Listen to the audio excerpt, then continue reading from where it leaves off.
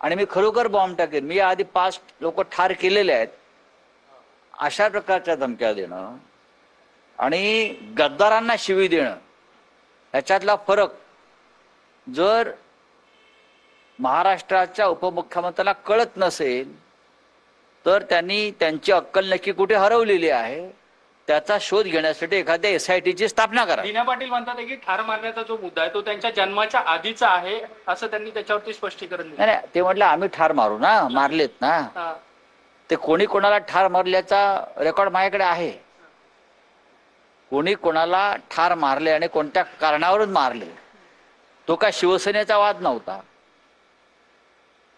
हा जो मारामारीचा विषय ठार मारण्याचा त्याच्या शिवसेनेचा काही संबंध नाही.